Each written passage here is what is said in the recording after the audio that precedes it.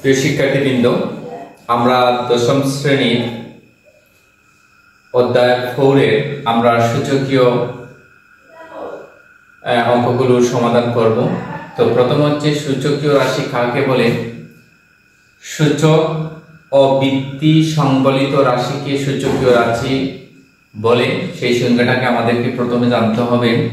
এই জায়গাতে একটা চার্ট আছে, সেই চার্টটা আমরা একটু দেখে নিই। এখানে হচ্ছে রাশির ক্রমিক গুণ, সূচকীয় রাশি, বৃত্তি, ঘাতক বা সূচক। তাহলে প্রিয় শিক্ষার্থীবৃন্দ, আমাদের এই জায়গা থেকে আমরা যে বিষয়টি জানতে পারবো সেটা হচ্ছে আমরা কিভাবে সূচকীয় রাশি তৈরি করব এবং সূচকীয় রাশি থেকে আমরা কিভাবে বৃত্তি তৈরি করব, বৃত্তি থেকে আমরা ঘাতক বা সূচক বা আমরা পাওয়ার যাই বলি না কেন সেটা কিভাবে আমরা বাইর করব। তাহলে প্রিয় শিক্ষার্থীবৃন্দ, আমরা একটু লক্ষ্য করি। এই জায়গাটা আছে 2 × 2 × 2।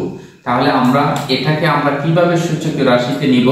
প্রথমে হচ্ছে যেহেতু 2, আমরা কি করলাম, এই জায়গাতে 2 নিলাম, তারপরে 1 2 3, তাহলে উপরে আমরা 3 দিলাম। এই রকম সংখ্যাকে যখনই আমরা এইভাবে বেস বা বৃত্তি বা পাওয়ার বা সূচক অবস্থায় আমরা যখন নেব, অর্থাৎ এইভাবে যখনই প্রকাশ করা হবে তখনই হচ্ছে সূচকীয় রাশিকে সেটা কি হয়ে গেল, প্রকাশ হয়ে গেল। এখন হচ্ছে আমরা এই জায়গাতে বৃত্তি হচ্ছে 2, বৃত্তি হচ্ছে আমাদের 2, আর ঘাতক বা সূচক হচ্ছে আমাদের 3। প্রিয় শিক্ষার্থীবৃন্দ, একটু আমাদেরকে চিন্তা করতে হবে।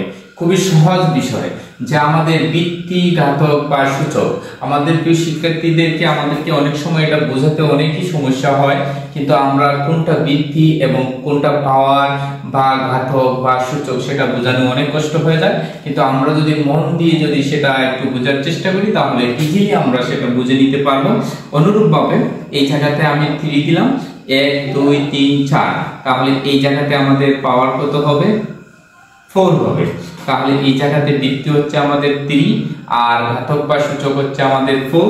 অনুরূপভাবে a ইনটু 1 টা 2 টা 3 টা a দিলাম, এই জায়গাতে আমি a দিলাম আর পাওয়ার কত হবে 3, তাহলে বৃত্তি হবে a আর ঘাতক বা সূচক হচ্ছে আমাদের কি হবে, 3 হবে। তাহলে এখানে 1 2 3 4 5, এখানে b হবে, উপরে পাওয়ার 5 হবে। তাহলে বৃত্তি হলো b আর ঘাতক বা সূচক হলো 5। তাহলে প্রিয় শিক্ষার্থীবৃন্দ, আমরা এখান থেকে এই ক্লাস থেকে আমরা যেটি জানতে পারবো সেটি হচ্ছে আমরা কিভাবে সূচকীয় রাশি তৈরি করা হয় এবং সেটা থেকে কিভাবে বৃত্তি, ঘাতক বা সূচক আমরা বের করতে পারি।